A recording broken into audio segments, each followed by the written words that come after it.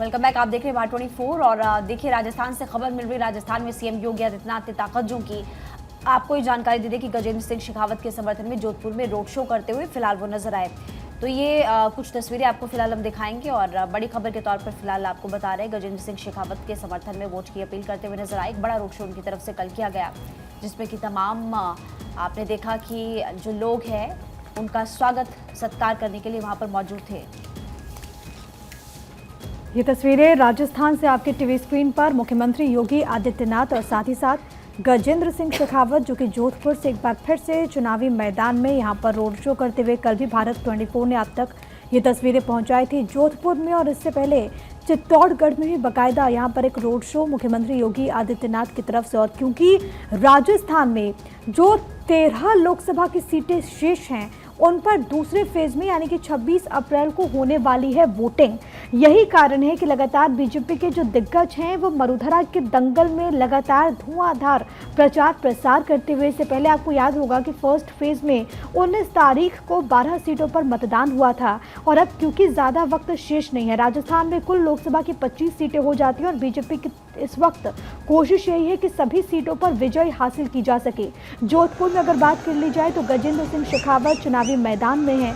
आप इन तस्वीरों में देखेंगे मुख्यमंत्री योगी आदित्यनाथ और उनके ठीक बगल में आपको गजेंद्र सिंह शेखावत नजर आएंगे, जिनके समर्थन में सीएम योगी रोड शो करते हुए। और ये तस्वीरें भी बेहद दिलचस्प है क्योंकि आप देखिए सीएम योगी जब यहाँ पर मौजूद थे, रोड शो उन्होंने किया, तो एक तरफ जो कार्यकर्ताओं का हुजूम था, समर्थकों का हुजूम था, वो बीजेपी का झंडा लिए हुए पहुंच रहा था। वहीं दूसरी तरफ एक बड़ी तादाद में वो लोग भी हैं जो कि आप देखिए ऐसे झंडे लेकर के वहां पर पहुंचे जहां पर भगवान श्री राम की जो तस्वीर है वो उन झंडों पर आपको नजर आएगी। जय श्री राम की गूंज आपको सुनाई देगी और हिंदुत्व के एक बड़े चेहरे के तौर पर मुख्यमंत्री योगी आदित्यनाथ की पहचान है। यही कारण है कि उनकी लोकप्रियता आप देखेंगे कि पूरे देश में कहीं पर भी वो जाएं रोड शो करने के लिए वहां पर आपको नजर आएगी। आप ये भी देखेंगे कि बीजेपी के जो स्टार प्रचारक हैं उस सूची में मुख्यमंत्री योगी आदित्यनाथ भी शामिल हैं और लगातार वो अलग अलग जगहों पर प्रचार प्रसार करते हुए नजर आ रहे हैं। यहाँ पर ये तस्वीरें राजस्थान में जब सीएम योगी आदित्यनाथ पहुंचे थे उस वक्त की है, जहाँ पर आप देखिए किस तरीके से लोगों का हुजूम सड़कों पर उमड़ा हुआ नजर आया। साथ में केंद्रीय मंत्री गजेंद्र सिंह शेखावत की मौजूदगी जोधपुर से चुनावी मैदान में, और पूरी तरीके से बीजेपी जीत को लेकर के आश्वस्त नजर आ रही है। जोधपुर अगर लोकसभा की सीट की अगर बात करें तो ये हाई प्रोफाइल सीट में गिनी जाती है। और ऐसे में आपने देखा कि जोधपुर में इससे पहले तमाम जो बड़े दिग्गज हैं उनका भी कार्यक्रम हुआ। प्रधानमंत्री से लेकर के केंद्रीय गृह मंत्री अमित शाह यहाँ पर बीजेपी प्रत्याशी के समर्थन में जन समर्थन की अपील करते हुए यहाँ पर नजर आए थे, वोट की अपील करते हुए नजर आए थे। और मुख्यमंत्री योगी आदित्यनाथ यहाँ पर जब पहुंचे तो बाकायदा रोड शो में आपने देखा कि किस तरीके से पुष्प वर्षा भी हुई थी। बिल्कुल, तो ये तस्वीरें देखिए किस तरह से सीएम योगी आदित्यनाथ ने राजस्थान में पूरी ताकत झोंकी और तमाम दिग्गज राजस्थान के दौरे पर पहुंच रहे हैं और 25 लोकसभा सीट राजस्थान से, और ऐसे में इन 25 सीटों पर किस तरह से जीत हासिल हो सके इसे लेकर बीजेपी रणनीति बना रही है और चुनावी मैदान में है।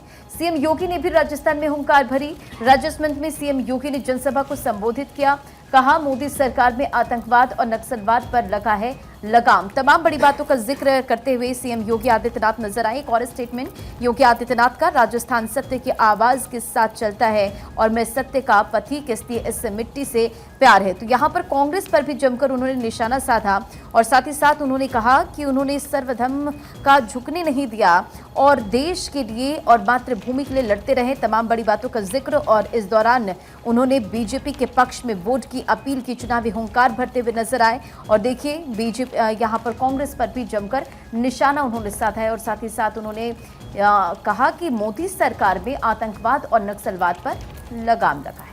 आगे बढ़ेंगे। यूपी के मुरादाबाद से बीजेपी उम्मीदवार सर्वेश सिंह का बीते रोज निधन हो गया। लंबे वक्त से वो बीमार चल रहे थे। पहले चरण में आपको याद होगा कि मुरादाबाद में भी वोटिंग हुई थी। मुख्यमंत्री योगी आदित्यनाथ, रक्षा मंत्री राजनाथ सिंह ने शोक जाहिर किया। सर्वेश सिंह और इनकी उम्र 70 साल से अधिक। और सबसे बड़ी बात है कि चुनावी दौर में नामांकन के बाद से ही वो पब्लिक प्लेटफॉर्म पर नजर नहीं आ रहे थे और उसके बाद से कयासों का बाजार बेहद गर्म था कि क्या वो मेडिकली फिट हैं या फिर नहीं। सर्वेश सिंह एक लंबा राजनीतिक अनुभव सर्वेश सिंह का 2014 में वो सांसद बने थे मुरादाबाद से। हालांकि 2019 में एसटी हसन के सामने उन्हें शिकस्त झेलनी पड़ी थी। 5 बार के विधायक रह चुके हैं और उनके निधन से शोक की लहर देखने को मिल रही है। रक्षा मंत्री राजनाथ सिंह का ट्वीट भी आपने देखा। मुख्यमंत्री योगी आदित्यनाथ ने भी शोक संतप्त परिवार के प्रति संवेदनाएं जाहिर की।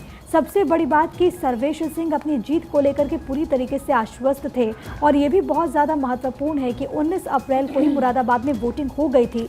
लेकिन अगर अब जो नतीजे सामने आते हैं, अगर उसमें सर्वेश सिंह जीतते हैं तो जाहिर है कि वो सीट रिक्त हो जाएगी, फिर बाई इलेक्शंस भी हो सकता है। लेकिन अगर सर्वेश सिंह हार गए तो जो बाकी के कैंडिडेट्स हैं जिन्होंने जीत हासिल की उनको प्रमाण पत्र मिल जाएगा। लेकिन भारतीय जनता पार्टी लगातार कॉन्फिडेंट नजर आ रही थी सर्वेश सिंह की जीत को लेकर के। लेकिन कल देर रात ये खबर सामने आई कि सर्वेश सिंह जो कि बीजेपी के उम्मीदवार मुरादाबाद से थे वो इस दुनिया में नहीं रहे, उनका निधन हो गया। उनके बेटे भी क्योंकि राजनीति में हैं, विधायक हैं, तो उनके तरफ से जानकारी दी गई। दिल्ली के अस्पताल में उनका इलाज चल रहा था और कल ये खबर आई कि बीजेपी के उम्मीदवार सर्वेश सिंह ने दुनिया को अलविदा कह दिया। कल उनका निधन हो गया और आज जो पूरी प्रक्रिया है वो आगे बढ़ेगी। लेकिन सर्वेश सिंह के जाने से लगातार भारतीय जनता पार्टी और खास तौर पर मुरादाबाद क्षेत्र के जो उनके समर्थक हैं उनके बीच शोक की लहर देखने को मिल रही है। साक्षी, आप कुछ ऐड ऑन करना चाहेंगी? बिल्कुल प्रिया, और इस बीच लगातार जो ट्वीट्स हैं वो सामने आए और सबने इसके ऊपर अपनी अपनी जो शोक है वो व्यक्त किया। इस बीच अगली खबर का रुख कर लेते हैं। आगे बढ़ते हुए आंध्र प्रदेश से अगली खबर। आंध्र प्रदेश कांग्रेस अध्यक्ष वाईएस शर्मिला रेड्डी ने नामांकन किया। कडप्पा सीट से उनका नॉमिनेशन रहा। आंध्र प्रदेश के मुख्यमंत्री जगन मोहन रेड्डी की बहन है शर्मिला और उनके द्वारा नामांकन यहाँ पर किया गया, नॉमिनेशन फाइल किया गया। और इस बीच उनकी संपत्ति को लेकर भी यहाँ पर जानकारी मिली। 181 करोड़ की संपत्ति उनके पास है, ये भी उनके द्वारा यहाँ पर नामांकन में बताया गया। वाईएस शर्मिला रेड्डी और उनके पति के पास है 181 करोड़ की संपत्ति। कार भी एक ही कार भी नहीं है उनके पास में, ये भी यहाँ पर बताया गया। आंध्र प्रदेश कांग्रेस कमेटी की अध्यक्ष हैं वाईएस शर्मिला रेड्डी और उनके पति के पास 181.79 करोड़ रुपए की संपत्ति है। आंध्र प्रदेश के मुख्यमंत्री वाईएस जगन मोहन रेड्डी की बहन अपने पति अनिल कुमार से अधिक संपत्ति की मालकिन है, ये यहाँ पर जानकारी मिली। फिलहाल तस्वीरें आप देख रहे हैं वाईएस शर्मिला रेड्डी की, जहां पर वो नॉमिनेशन फाइल करते हुए नजर आ रही हैं। तो वाईएस शर्मिला रेड्डी ने नामांकन अपना भरा है। आंध्र सीएम जगन मोहन रेड्डी की बहन है शर्मिला। और जैसे कि आपको साक्षी ने बता दिया है कि पूरा डेटा क्या है, कितनी उनकी संपत्ति है, उसका ब्यौरा आज अखबारों में दिया गया है, एक एक जानकारी दी गई है। लेकिन ये तस्वीरें इस वक्त आपकी टीवी स्क्रीन पर लगातार अपनी जीत को लेकर आश्वस्त नजर आ रही हैं शर्मिला। कई बार जनसभाएं कर चुकी हैं और ये तस्वीर उनके नॉमिनेशन की। आगे बढ़ते यूपी के अमरोहा में इंडी गठबंधन की साझा रैली हुई। अखिलेश यादव ने संबोधन अपना दिया और बीजेपी पर जमकर बरसते हुए नजर आए। राहुल गांधी भी इस जनसभा में शामिल थे। तमाम विपक्षी गठबंधन के बड़े चेहरे आपको इस वक्त सामने नजर आ रहे हैं। अखिलेश यादव का संबोधन, राहुल गांधी का संबोधन, और ऐसे में जमकर बीजेपी पर निशाना साधते नजर आए। युवाओं के साथ खिलवाड़ किया, महिलाओं को लेकर, किसानों को लेकर जमकर निशाना साधते हुए ये तमाम बड़े विपक्षी जो चेहरे हैं वो नजर आए। आपके पास कोई जानकारी? बिल्कुल, देखिए, बात करें संबोधन के दौरान की तमाम बड़ी बातों की तो एंटायर करप्शन साइंस पढ़ा रहे पीएम राहुल गांधी का ये स्टेटमेंट। और अमरोहा की ढोलक बजाकर इस बार भाजपा की विदाई होने जा रही है। भाजपा की फिल्म पहले दिन पहले शो में फ्लॉप, अखिलेश यादव का यह स्टेटमेंट आपको बता रहे हैं। तो देखिए, समाजवादी पार्टी के अध्यक्ष और उत्तर प्रदेश के पूर्व मुख्यमंत्री अखिलेश यादव ने राज्य में पहले चरण के मतदान से माहौल बदलने का दावा करते हुए शनिवार को कहा कि भाजपा की फिल्म पहले दिन पहले शो में फ्लॉप हो गई है। अखिलेश यादव ने और तमाम बड़ी बातों का जिक्र किया। और अखिलेश यादव मेरठ में सपा उम्मीदवार सुनीता वर्मा के समर्थन में एक चुनावी जनसभा को संबोधित कर रहे थे। और अखिलेश यादव ने यहां पर मेरठ के बाद अमरोहा में कांग्रेस के पूर्व अध्यक्ष राहुल गांधी की मौजूदगी में कांग्रेस उम्मीदवार दानिश अली के समर्थन में भी एक सभा आयोजित की और संबोधित करते हुए तमाम बड़ी बातों का जिक्र किया। बीजेपी पर निशाना साधते नजर आए। प्रधानमंत्री नरेंद्र मोदी पर उन्होंने जमकर निशाना साधा। और देखिए, कांग्रेस के पूर्व अध्यक्ष राहुल गांधी ने चुनावी बॉन्ड से जुड़े मुद्दे का भी जिक्र किया और बीजेपी पर निशाना साधते हुए नजर आए। बढ़ते खबरों में आगे और अगली बड़ी खबर आपको बताते चले, अखबारों में भी इस खबर का जिक्र है। दरअसल सीएम नीतीश कुमार का लालू परिवार पर तंज। इतने बच्चे कोई पैदा करता है क्या? नीतीश कुमार का ये स्टेटमेंट आपको बता रहे। बच्चे तो बहुत पैदा कर दिए। नीतीश कुमार ने यह कहा, इतना ज्यादा बच्चे पैदा करने चाहिए क्या? ये नीतीश का सवाल। लालू अपने बाल बच्चों को आगे बढ़ा रहे हैं, नीतीश कुमार का ये स्टेटमेंट आपको बता रहे। तो देखिए, बिहार के मुख्यमंत्री नीतीश कुमार ने अपने पुराने सहयोगी लालू प्रसाद यादव के परिवार पर टिप्पणी की है और अब ये जो स्टेटमेंट उनका सामने आया है, इससे लेकर सियासत भी तेज होती हुई नजर आ रही है। दरअसल कटिहार में एक चुनावी सभा के दौरान लालू प्रसाद यादव और उनके परिवार के सदस्यों पर निशाना साधते हुए नीतीश कुमार ने कहा कि आजकल कुछ लोग सब कुछ दावा करते हैं, हट गए तो बीवी को बना दिया और अब बाल बच्चे को, यानी कि परिवारवाद पर यहाँ पर निशाना साधते हुए नजर आए। और देखिए, लालू पर ज्यादा बच्चे पैदा करने के लिए नीतीश पर नया प्रहार। और ये पहली मर्तबा नहीं है जब नीतीश कुमार ने इस तरीके से कोई टिप्पणी की हो। इससे पहले भी वो इस तरीके के स्टेटमेंट्स देते आए हैं। हालांकि अगर आरजेडी की बात करें तो आरजेडी पूरी तरीके से हमलावर नजर आ रही है। तेजस्वी यादव से जब पूछा गया तो तेजस्वी यादव ने कहा कि वो चाचा हैं और हमेशा जो भी कहते हैं वो आशीर्वाद के तौर पर लिया जाता है, लेकिन क्या राजनीति में ऐसे बयान देना चाहिए, ये भी उन्होंने प्रश्न उठाया है। दूसरी तरफ मीसा भारती, जो कि फिलहाल राज्यसभा के सांसद है, चुनावी मैदान में भी पाटलिपुत्र सीट से हैं, तो उनसे जब सवाल पूछा गया तो मीसा भारती का ये कहना था कि क्या नीतीश कुमार को ये जानकारी तब नहीं थी जब वो लालू यादव के साथ थे? क्या उनको अभी पता चला कि लालू यादव कितने बच्चे हैं? चलिए आगे बढ़ते हैं। शिवराज सिंह चौहान का कांग्रेस पर तंज और कांग्रेस पतन की ओर जा रही, उनके जीतने का तो ठिकाना नहीं है। जनता उन पर विश्वास नहीं करती। अमेठी छोड़कर वायनाड चले गए। वो वामपंथियों के कैदी बनकर रह गए हैं। जो इशारा होता है वो बोल देते हैं। ये शिवराज सिंह चौहान, जो कि इस बार चुनावी मैदान में है, चुनाव लड़ रहे हैं। दूसरी तरफ मध्य प्रदेश के पूर्व मुख्यमंत्री शिवराज सिंह चौहान ने कांग्रेस पार्टी पर जोरदार हमला बोला। और सबसे बड़ी बात है राहुल गांधी को लेकर के, क्योंकि वो इस बार भी वायनाड से चुनावी मैदान में है, उसी को लेकर के शिवराज सिंह चौहान ने जोरदार हमला बोला। इसके अलावा उन्होंने लेफ्ट पर भी सवाल उठाया और ये कहा कि एक तरीके से वामपंथियों के कैद में इस वक्त कांग्रेस पार्टी है और वहां पर उसकी भूमिका कुछ इस तरीके की है नहीं। जो आदेश होता है, यानी कि जो वामपंथियों की तरफ से कहा जाता है, वो वही करते हैं। और ये भी कहा कि उनके जीतने का तो कोई ठिकाना नहीं है। और साथ ही साथ एक बार फिर से दावा करते हुए कि एक बार फिर तीसरा टर्म प्रधानमंत्री नरेंद्र मोदी के नेतृत्व में एनडीए यानी कि बीजेपी और तमाम जो अलायंस है वो यहाँ पर करने वाले हैं। और इस सब के बीच में देखिए, कांग्रेस ने अपने उम्मीदवारों की एक और सूची जारी कर दी है। धर्मेंद्र प्रधान के खिलाफ में दुलाल चंद्र प्रधान प्रत्याशी के तौर पर कांग्रेस के द्वारा उतारे गए हैं। 3 उम्मीदवारों की लिस्ट जारी की है। इसमें 3 उम्मीदवारों के नाम है। ओडिशा 3, बंगाल से 1 उम्मीदवार का नाम इसमें शामिल है। और देखिए, फिलहाल कांग्रेस के द्वारा एक और लिस्ट जारी कर दी गई है। इसमें 3 प्रत्याशियों के नाम और वो आपकी स्क्रीन पर 3 उम्मीदवारों की लिस्ट कांग्रेस के द्वारा यहाँ पर जारी की गई है।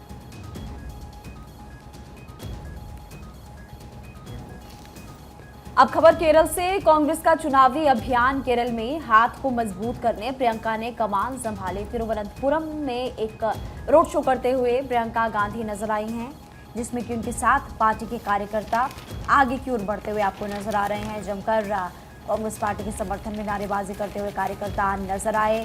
हाथों में तिरंगा थामे हुए आप इन कार्यकर्ताओं को देख सकते हैं। केरल में कांग्रेस का ये चुनावी अभियान जोरों शोरों से। तिरुवनंत से सीधी तस्वीरें, जहां पर एक बड़ा रोड शो प्रियंका गांधी ने किया, ताकि यहां से जो कांग्रेस पार्टी के उम्मीदवार है और इसके अलावा कार्यकर्ताओं को भी जीत का मंत्र देते हुए प्रियंका गांधी फिलहाल नजर आई हैं। साउथ में लगातार फोकस फिलहाल कर रहे हैं तमाम राजनीतिक दल। इसी में कांग्रेस पार्टी की अगर बात करें तो प्रियंका गांधी ने कमान संभाल ली है। और तिरुवनंतपुरम की बात करें तो आगे की ओर बढ़ते हुए रोड शो करते हुए और जमकर बीजेपी पर निशाना साधते हुए चुनावी हुंकार भरते हुए नजर आई प्रियंका गांधी। और कर्नाटक में एक्शन में चुनाव आयोग, वोट दो पानी दो मामले में एफआईआर दर्ज। डीके शिव कुमार के खिलाफ केस दर्ज। आचार संहिता के उल्लंघन का केस दर्ज और कर्नाटक के कई बड़े नेताओं पर इलेक्शन कमीशन का चाबुक चला है। तो देखिए, ये बड़ी जानकारी आपको दे रहे हैं। अब इस पूरे मामले में आचार संहिता उल्लंघन केस में शिव कुमार पर प्राथमिकी और ये भी जानकारी है साथ ही साथ कि कर्नाटक में एक्शन में है चुनाव आयोग। वोट दो पानी लो मामले में एफआईआर दर्ज की गई है। डीके शिव कुमार के खिलाफ केस दर्ज और आचार संहिता उल्लंघन का ये केस दर्ज हुआ है। कर्नाटक के कई बड़े नेताओं पर इलेक्शन कमीशन का चाबुक चला। और इसी बीच बड़ी खबर, जापान में 2 मिलिट्री हेलीकॉप्टर क्रैश होने की खबर है। सेल्फ डिफेंस फोर्स के 2 हेलीकॉप्टर क्रैश हो गए हैं। प्रशांत महासागर में क्रैश हुए 2 हेलीकॉप्टर। इस वक्त की बड़ी खबर, 7 लोग लापता हैं। जिनको ढूंढने की कोशिशें फिलहाल चल रही है। लेकिन एक बड़ी घटना वहां पर घटी है। कहा यह जा रहा है कि 7 लोग अभी लापता हैं, जिनकी तलाश इस वक्त वहां पर चल रही है। लेकिन जापान में 2 मिलिट्री हेलीकॉप्टर क्रैश हुए हैं। हालांकि अभी भी और डिटेल्स का इंतजार करना होगा, लेकिन कहा जा रहा है कि सेल्फ डिफेंस फोर्स के ये 2 हेलीकॉप्टर्स हैं जो कि क्रैश हुए हैं। प्रशांत महासागर में ये क्रैश हुए हैं और जब ये घटना घटती है तो हेलीकॉप्टर में कुल 7 लोग मौजूद थे, जो कि अभी फिलहाल लापता बताए जा रहे हैं। उनको ढूंढने के लिए यहाँ पर इस वक्त जो ऑपरेशन है वो चलाए जा रहे हैं। जो जानकारी है वो ये कि जापान के रक्षा मंत्री ने बताया कि 2 समुद्री आत्मरक्षा बल के हेलीकॉप्टर रात के वक्त प्रशिक्षण के दौरान टोक्यो के दक्षिण में प्रशांत महासागर में दुर्घटनाग्रस्त हो गए। माइनोरू किहारा के मुताबिक 2 SS-60 के हेलीकॉप्टर, जिनमें 4 चालक दल सवार थे और ये 2 हेलीकॉप्टर थे तो इनकी संख्या 8 हो जाती है। और ये शनिवार देर रात तोरीशीमा द्वीप के पास संपर्क खो बैठे। ये ट्रेनिंग फ्लाइट के दौरान नौसेना के 2 हेलीकॉप्टर प्रशांत महासागर में दुर्घटनाग्रस्त हो गए और इसमें कुल 7 लोग हैं जो कि बताए जा रहे हैं कि लापता हो गए हैं। दुर्घटना का कारण अभी फिलहाल स्पष्ट नहीं है, लेकिन वहां पर पहली कोशिश रही है कि इन लोगों को तलाश लिया जाए, इन लोगों के बारे में पता चले कि आखिरकार ये कहाँ होंगे। और ये भी कहा जा रहा है कि सिकोरस्की की तरफ से डिज़ाइन किए गए ये हेलीकॉप्टर्स हैं, सीहॉक के नाम से इन्हें जाना जाता है। जुड़वा इंजन वाले मल्टी मिशन विमान रात के वक्त पानी में पनडुब्बी रोधी प्रशिक्षण कर रहे थे, यानी कि इनकी एक ट्रेनिंग चल रही थी और इसी दौरान ये घटना घटी है। और ये भी कहा जा रहा है कि जो 2 हेलीकॉप्टर्स थे उनमें से एक का जो कॉन्टैक्ट था वो नागासाकी में था, दूसरा तोकोशिमा प्रांत में एक अड्डे पर था। लेकिन इसी दौरान एक वक्त ऐसा भी आया जब इन्होंने अपना संपर्क खो दिया और उसके बाद से जो जानकारी फिर बाद में सामने आई कि दोनों हेलीकॉप्टर क्रैश हो चुका है। और इस दौरान जो लोग इसमें मौजूद थे, अब उनको वो किस कंडीशन में होंगे इसको लेकर के बाकायदा वहाँ पर एक सर्च ऑपरेशन चल रहा है, क्योंकि जाहिर है कि फोर्स से जुड़ा हुआ मामला है। और अगर ऐसी घटना वहाँ पर घटती है तो बाकायदा जितने लोग मौजूद रहते हैं, जो पायलट्स मौजूद रहते हैं, जो वहाँ पर लोगों की मौजूदगी होती है, वो बहुत ट्रेंड होते हैं। तो अभी देखना होगा कि फिलहाल उन लोगों को लेकर के क्या जानकारी सामने आती है। और आगे बढ़ते हुए अगली खबर, कोई प्रतिष्ठा हासिल करने की जंग देखने को मिल रही है। आपको ये भी बता दें कि फिलहाल बिहार के कटिहार से एक खबर, जहां पर बिहार के कटिहार में कांग्रेस और जेडीयू की टक्कर देखने को मिल रही है। सब अपनी खोई प्रतिष्ठा को लेकर फिलहाल मैदान में उतर चुके हैं। बिहार के कटिहार में कांग्रेस और जेडीयू की अब एक टक्कर आपस में देखने को मिल रही है। 26 अप्रैल को दूसरे चरण का मतदान होना है और उससे पहले प्रिया, हम लगातार देख रहे हैं कि बिहार में कुछ ऐसी सीट्स जो कि हॉट सीट फिलहाल बनी हुई है। कटिहार की बात करें तो यहाँ पर भी कुछ रोचक मुकाबला। बिल्कुल, देखिए बिहार में कुल लोकसभा की 40 सीटें हैं और इसमें आप देखेंगे कि अलग अलग सीटों पर किस तरीके से चुनावी दंगल देखने को मिल रही है। सबसे अहम ये है कि अगर आप इस पूरे क्षेत्र में देखें तो एक वक्त ऐसा भी था कि जब यहाँ पर कांग्रेस का दबदबा हुआ करता था, लेकिन 2019 के जब लोकसभा के परिणाम हुए तो हमने देखा कि 40 में से किस तरीके से तमाम जो विपक्षी दल हैं उनके कईयों के तो खाते भी नहीं खोले। कांग्रेस को एकमात्र किशनगंज की सीट मिली थी, लेकिन अब जो मुकाबला है बहुत ज़्यादा रोचक हो चला है कटिहार में कांग्रेस और जेडीयू की, क्योंकि ये जो पूरी सीट है वो अलायंस के तहत जनता दल यूनाइटेड को मिली है। दूसरी तरफ आप देखेंगे तो जो महागठबंधन का जो अलायंस है उसमें जो सीट है वो कांग्रेस को गई है। तो कांग्रेस की तरफ से भी लगातार एड़ी चोटी का जोर लगाया जा रहा है और यही बड़ी वजह है क्योंकि दूसरे फेज में बिहार की 5 लोकसभा की सीटें हैं जहां पर वोटिंग होने वाली है और इसमें कटिहार भी शामिल है। शायद आप आर्टिकल भी न्यूज़पेपर में अमर उजाला में दिखाया गया है, जहां पर राहुल गांधी की और तेजस्वी यादव जिनका आप जिक्र कर रहे हैं, दोनों की एक फोटो है जिसमें वो हाथ में हाथ डाले नजर आ रहे हैं और भाजपा के ऊपर दोनों नेता यहां पर जमकर बरसते हुए नजर आए। 400 पार की फिल्म का पहला दिन फ्लॉप हो गया, ये कहते हुए नजर आए। भ्रष्टाचार से संबंधित आरोप भी बीजेपी के ऊपर दोनों नेता लगाते हुए नजर आए। आगे बढ़ते हुए देखिए CUET एग्जाम, स्नातक में दाखिले की CUET परीक्षा 15 से 24 मई तक होगी। NTA ने डेटशीट जो है वो फिलहाल जारी कर दी है। डेटशीट आपकी टीवी स्क्रीन पर इस वक्त हम आपको लगातार दिखा भी रहे हैं। तो NTA ने डेटशीट जारी कर दी है। हाइब्रिड परीक्षा फिलहाल होते हुए नजर आएगी। तो ये बड़ी खबर के तौर पर फिलहाल हम आपको बता रहे हैं कि स्नातक में दाखिले की CUET परीक्षा 15 मई से होने वाली है और इसको लेकर डेटशीट फिलहाल जारी हो चुकी है। बढ़ते हैं खबरों में आगे और EPFO में फरवरी में 15.48 लाख सदस्य जुड़े।